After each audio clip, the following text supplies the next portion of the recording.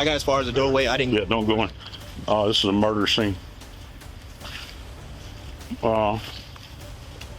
Decapitation. It's an ugly spot. Walking through a layer of autumn leaves, the police approached the rural cottage where a report had led them a body had been found, head missing. But the moment they stepped inside, they froze in complete silence. Even seasoned officers were at a loss for words. It immediately became clear the woman found here could not have died by accident. At that point, none of them yet realized they were facing one of the most horrific crimes in Waller County's history. And as they moved further into the main house, they discovered more details that made their hair stand on end. All that remained was to piece together a bloody story full of rage, jealousy, and unthinkable acts. We're diving into a story packed with deceit, betrayal, international fugitives, and cold-blooded murders. But before we jump in, make sure to subscribe to my channel, hit that like button, and share this video with a friend, because legend has it, if you don't, bad luck will follow you for 10 days. Drop a comment and let me know if you believe that, and then let's get started. We're back in Texas, the land of wide horizons, larger-than-life characters, and a past forever etched into American folklore. Some call it cowboy country, others the Lone Star State. But when you hear the word Texas, you imagine more than just land, it's an entire legend. It was built on horseback, fueled by stubbornness, and carried on clouds of gunpowder smoke. It all began about 50 miles northwest of the city, in a quiet corner of Waller County, on a street called Oak Hollow Boulevard. This is where people go to escape the hustle and bustle. In fact, aside from a single store, there's almost nothing around. Peace, quiet, and seclusion from the world, that's what draws people here. That's why no one expected the morning of the 11th of January 2023 to turn everything upside down. A call to 911 brought news that shocked even the most experienced dispatchers. What kind of 911? Yes, ma'am. My name is Rodney Dykes. I need an ambulance and police at Oak Hollow Boulevard. Okay, what's going on? I don't know everything, but my son's wife is dead. Please. Okay. Somebody, please, I'll stay on the phone with Okay, are you on location right now? Yes, ma'am. Yes, ma'am, I am. Oh my God. Okay. I'm here. Where is he at? He's in my house. Okay, this is your He's house. in their house. They have a building on my property. Oh my God, please send somebody. No caller. Oh my God. Okay, what is your name, sir? My name is Rodney. All information we have right now is Junior. owner of the home walked in This and is my found the phone. DOA. Okay, sir, just calm down. We're getting people en route, okay? And you said, 522, that's the again, it's going to be 206 Oak okay, Hollow. and you said this is who to you now? She's my daughter-in-law. She's my daughter-in-law. Just, Okay, it's a female? yes. Okay, how old is she? 21. Do you see anything by her, close to her? I just sent somebody. Medic 4, Tri-County Fire Department, I Medic couldn't 4, go all the Tri-County way Fire there. Department. Okay. Oh my God, please hurry. There's something wrong with my son. Please hurry. Okay. I'm getting them in route. Please. I'm sorry?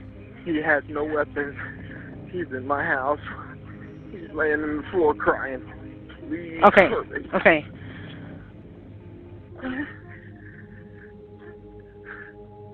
I'm gonna. Oh my God, I told him in the hospital to keep him. Oh my God, I told him that. I told him that 2 days ago to keep him. Ma'am, I need Yes, sir. somebody. I know they're coming. They're coming. I promise you, they're coming. Okay, just stay on the phone with me. Judge, sit down in the chair, son. Get up off your knees and sit down in the chair. Just sit.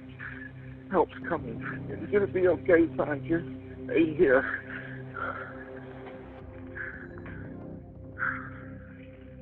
Oh, I had him in the hospital 2 days ago. He was hearing voices. I told the doctor to keep him with the doctor. When the sheriff's units arrived at the 200th block of Oak Hollow Boulevard, they were met by Rodney Dykes and his wife. The couple looked older than their years and deeply shaken by what they had seen just minutes before. They told the officers that that morning, their son Jared had come home acting strangely quiet, restless, and anxious for no apparent reason. Then he had walked to the far end of the property, where he lived with his wife, Angie Diaz. It was there that he said something to his parents so strange that their hearts sank with a sense of impending doom. At first, Rodney assumed his son was just in a bad mood, but the unease wouldn't let up. Eventually, he went to check on the young couple's cottage. What he found there would stay with him forever. It was this discovery that prompted him to call 911. The property was large and rural, old fences, piles of wood, and a few dogs running around the yard. At the edge of the lot stood a small wooden structure, more like a shack than a proper house. This is clearly visible on the body cam footage from one of the officers, and what they saw inside turned out to be far more horrifying than anyone could have imagined. I got as far as the doorway. I didn't. Yeah, don't go in. This is a murder scene. Decapitation. Inside the small cabin, a scene of horror awaited them. The cramped wooden structure, haphazardly built, barely held together. Inside, chaos reigned. Unfinished walls with exposed beams, no insulation, no proper paneling. And it was there, amid this disorder, that the officers stumbled upon something that is still hard to call anything but a nightmare. An old air conditioner jutted awkwardly from a plywood wall. In the corner lay a filthy mattress on a makeshift frame. But it wasn't just the shoddy construction, the interior was a complete mess. The floor was littered with clothes, among them empty food wrappers and trash. Along the walls, piles of junk accumulated haphazardly. This place had never known comfort. People survived here, but they did not live. Yet, all of that seemed trivial compared to what truly captured the police's attention. Inside, they found a real bloody scene. Drops of blood covered the wooden walls, evidence of a violent attack. Dark stains were thick across the floor, and bloody shoe prints streaked through the room. Near the bed, almost swallowed by shadow, lay the body of a young woman. And the most horrifying detail, she was headless. Soon, officers confirmed their worst fears. The victim was 2 one-year-old Angie Diaz, and immediately the question arose, who were these two? While the young woman's body lay in the dark of the shack, her husband, Jared, just a few steps away, was uncontrollably sobbing inside his parents' home. To understand how such a terrible ending became possible, we need to go back to the beginning of their story. Brace yourselves, this case is truly grim. It all started in early 2022, when Angie and Jared first crossed paths. Their meeting was ordinary, unremarkable. Angie worked at the local store, Cheap's Meat Market, trying to make ends meet. Jared was a regular customer. In a small town like Oak Hollow, where that store was the only one for miles, accidental encounters with neighbors were inevitable. Angie was only 20 at the time. But even among hardworking people, she stood out. Lively, open, with a charisma that made her smile memorable even after a brief conversation at the register. Her past was notable as well. She had recently arrived in the U.S. from Nicaragua. At first, she lived with her aunt, who by coincidence, lived on the same street as the Dicus family home. Like many immigrants, Angie had a clear goal. She worked 2 jobs not out of ambition, but out of necessity to send money home, where her mother was battling cancer.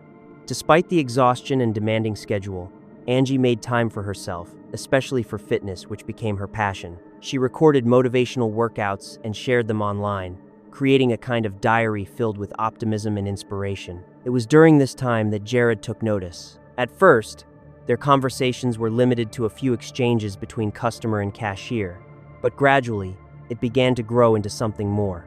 Their relationship developed quickly, so fast that even their closest friends were surprised. Jared was completely captivated by Angie, and those around them noticed that she seemed to bring light into his life.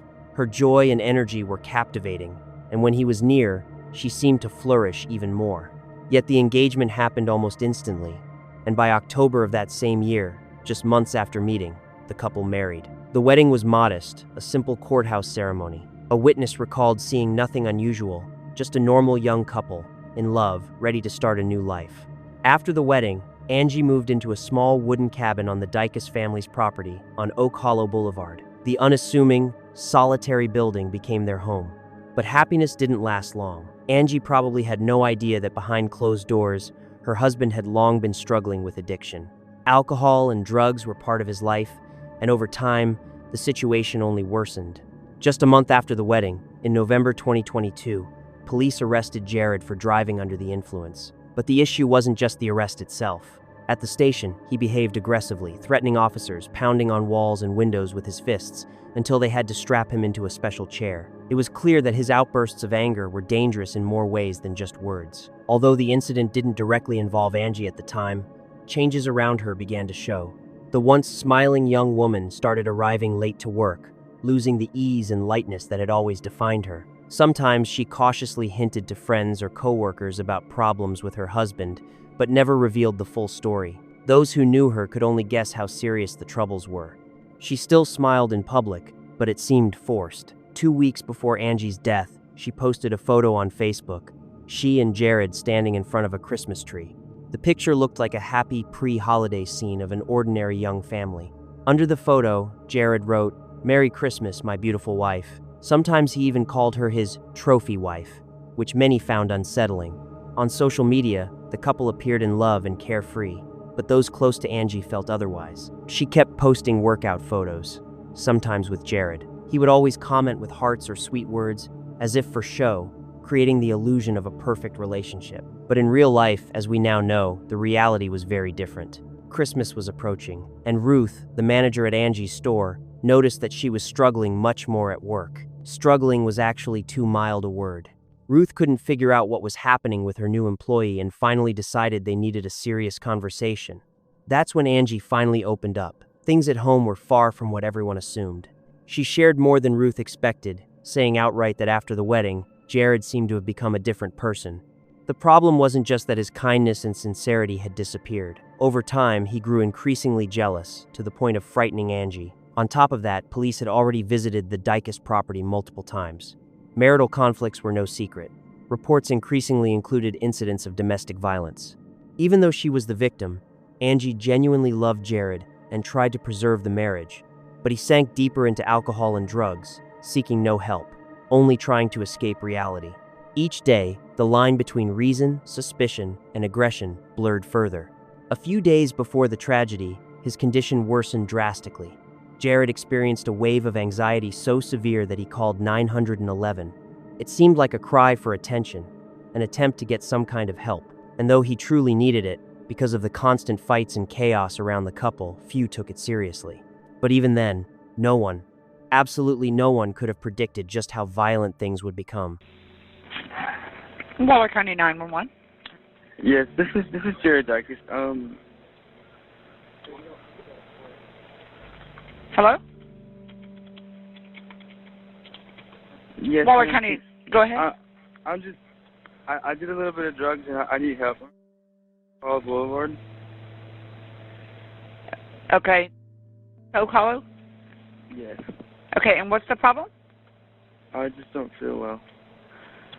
Okay, and you said you took drugs? No, ma'am.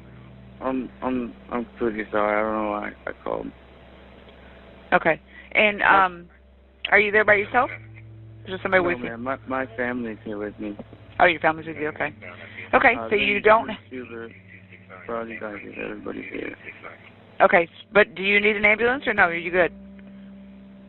I need an ambulance. I got you. Okay, and how old are you? I'm 21 years old. 21. Okay. Are there any gates or any animals on your property? There's dogs. Okay, can y'all put those up? Yes, ma'am. They're inside. Okay, I got you. Okay, Jared, I'm going to have the ambulance on the way, okay?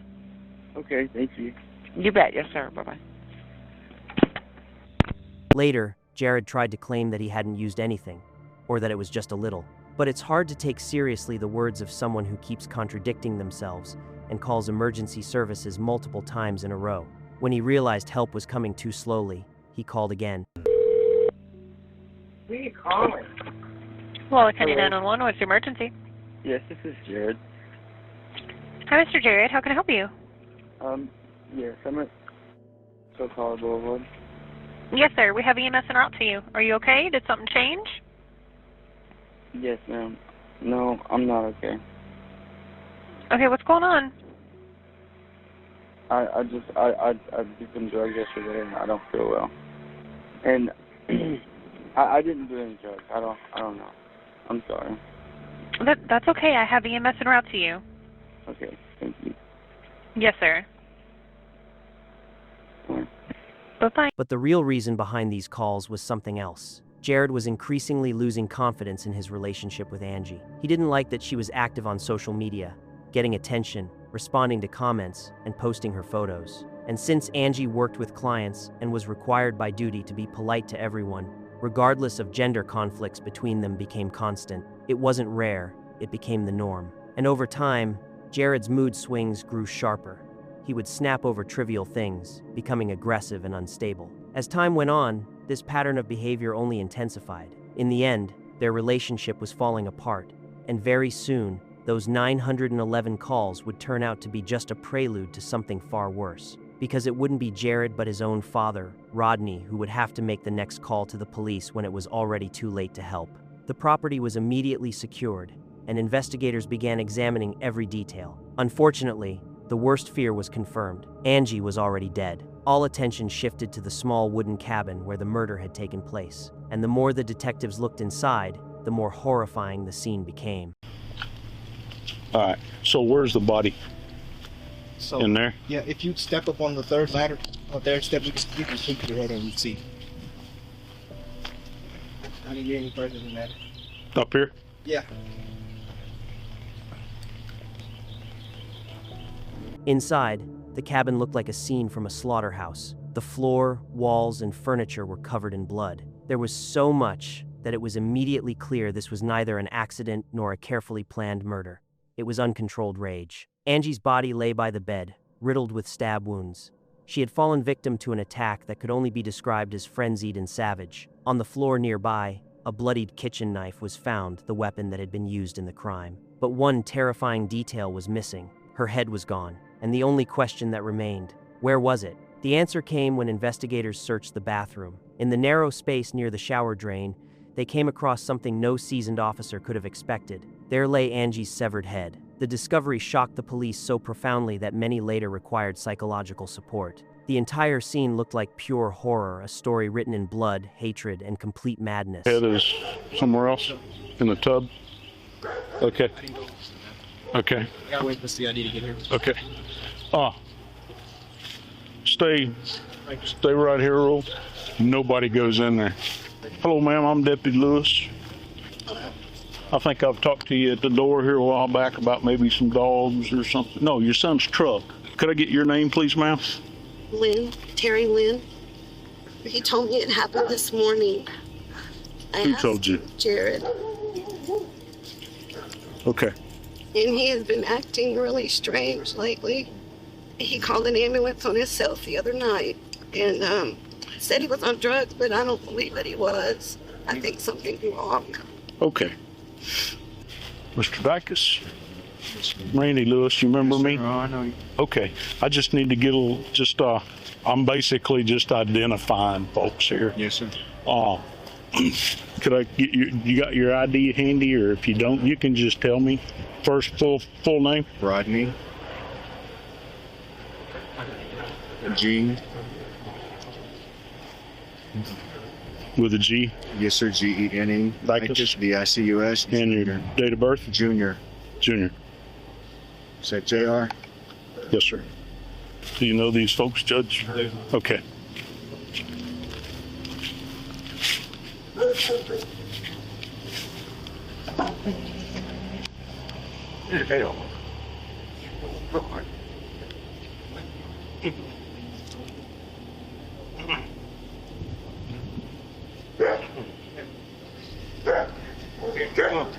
Wayne, can we visit for a second?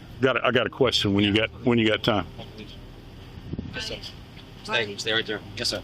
Miss Angie, do you know what her last name was before she and your brother got married? What's Angie's last name? Do you know? Her maiden last name. I don't know. Okay. How about a date of birth? Here's her phone. So normal fingerprints on it. Like, you know. Anyways. That's all you know about her? Yeah, I just know she worked over there. I know she was not here. Where'd she work? Chepis Meat Market. The Cheppies? That's where they met, yeah. I know she's here, you know. Does she still work at Cheppies? Yeah. I know she's not really a legal citizen, you know. I'm just saying. I don't care. No, I don't care either. I mean, okay. She's family, man. Okay. So. Okay, thank you. Yes, sir. Yeah. They said that the deceased lady and old boy that's in the back seat of Dion's car got married last September. And all they know is her name is Angie, Anggy. But she works at Cheppy's, or worked at Cheppy's. So if she doesn't have any, I'm thinking, we ain't gone in there. Hopefully there's some ID in there, but they could ID her if there's nothing in there.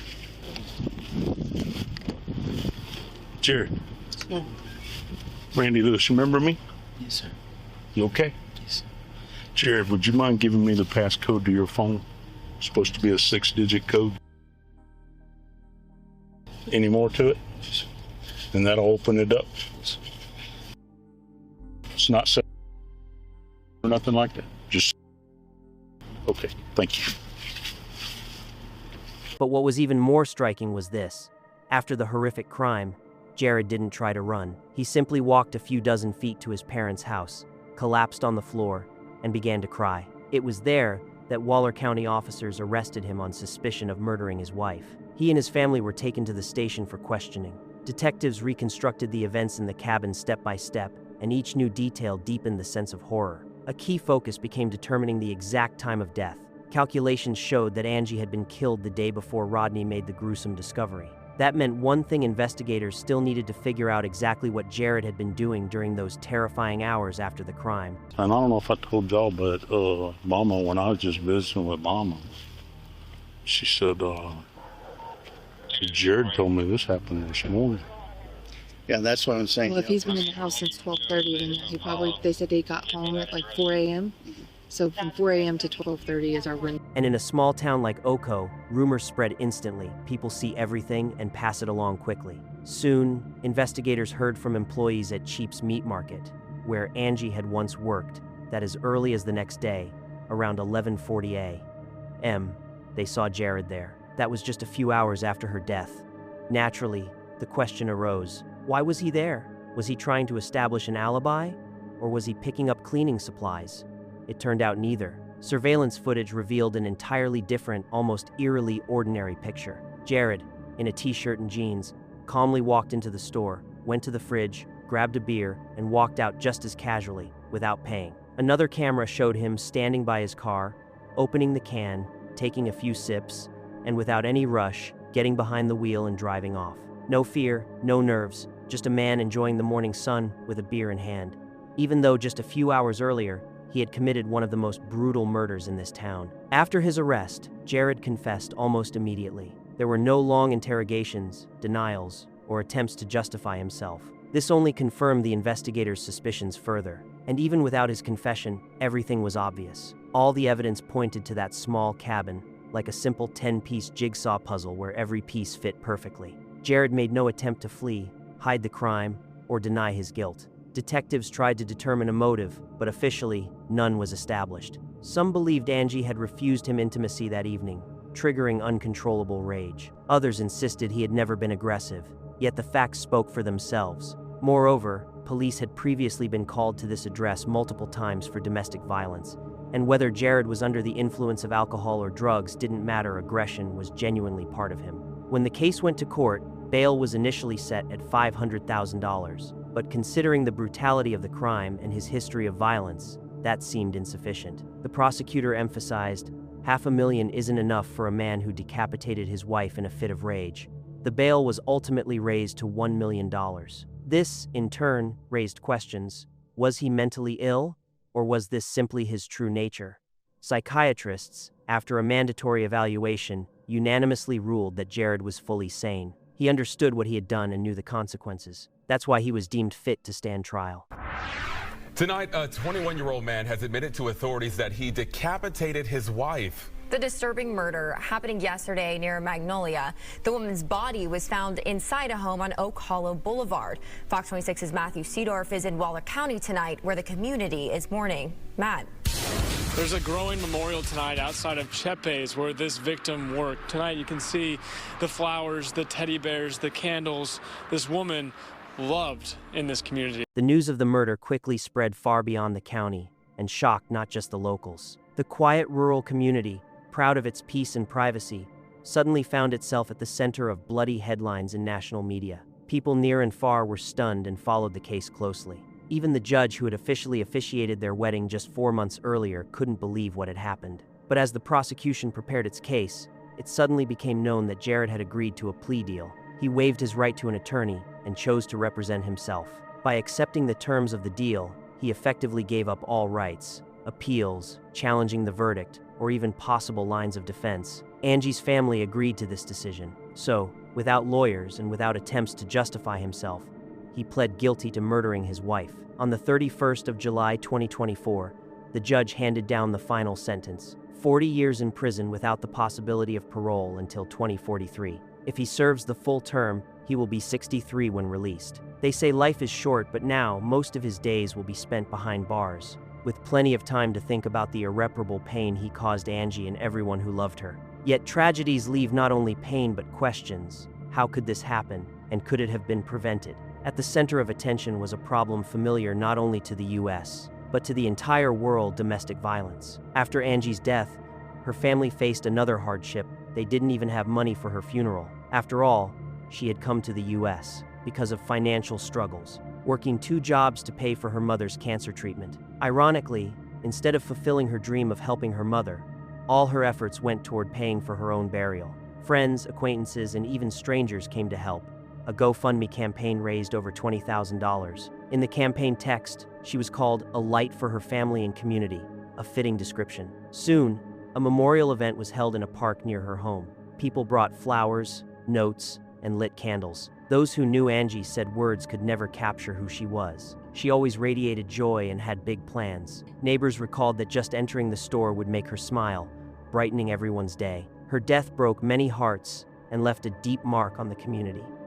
While the loss can never be undone, there is at least a sense of justice. The guilty party didn't escape punishment. Jared didn't fight, whether out of guilt or an understanding of the inevitable. He took a beautiful life from this world, and in return, forfeited his own freedom for decades. Perhaps that's not enough, and it never will be. But for those who loved Angie, there is at least some relief in knowing he will never be able to hurt anyone else. This story has left so much pain behind that words barely suffice. Just listening to Jared's father on that 911 call his voice broken and hopeless is enough. The most chilling part is that Jared himself seems not to fully understand why he killed his wife. His behavior, both before and after the crime, remains a mystery. Will we ever fully understand his motives? Personally, I'm not sure anymore. Now I want to ask you, what do you think about the sentence? After all, Jared got only 40 years. Is that enough? Or should he have spent the rest of his life in prison? And in your opinion, what triggered it all? To me, it looks like a mix of alcohol, jealousy, uncontrollable rage, and emotions he couldn't manage. But that's just my opinion. What about you? Write your thoughts in the comments. I'm curious to hear your take. That's it for this video. Thank you to everyone who watched until the end. I truly appreciate it. I'll be back soon with new content. Until then, take care of yourselves and those around you. And of course, stay safe. See you next time.